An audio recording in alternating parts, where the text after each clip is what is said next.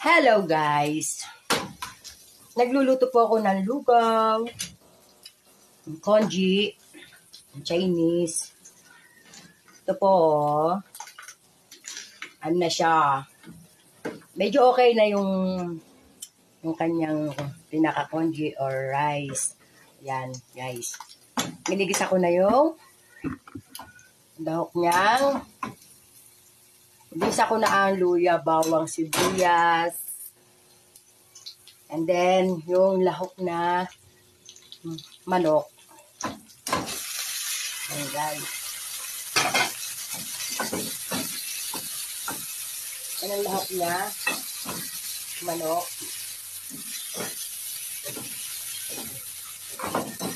Guys, medyo huminto ang ano pa rin to, ang ulan dito sa Lucena, dito sa bandang Isabang, medyo kalmang-kalma pa, pero huwag kayong mapakapante, guys. Alam niyo naman, ang baging yan, minsan biglang-bigla na lang, kung kailan nakakampante ka lang, wala na. Tapos bigla na lang, ayan na, umaarib na guys. Kayo ba, nag-almusal ba kayo? Almusal pa lang namin to guys. Nagpaluto yung mga bata ng lugaw with chicken daw. Nandun na yung nilagang itlog. Mamaya ako nababalikan. Ganito ang gusto ng mga bata. Guys. Yan. So, pag na-mekos-mekos na natin yan, lagyan ng paminta. Diyan na ako sa labas bumili nito. Durog na paminta, 10 piso guys. At hindi pa nga ako makapamalente. Yan. Ay, hinaan natin asin.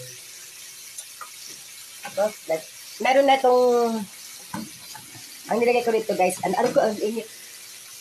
nilagay ko rito guys, beef cubes. Andito na siya. Para nilasa na siya habang ako nagigisa na. Ayun, natutunaw na ang beef cubes na nilagay ko. Kasi lang kami magluto pag tagulan lang guys. Wait, talagyan ko na ng monosodium.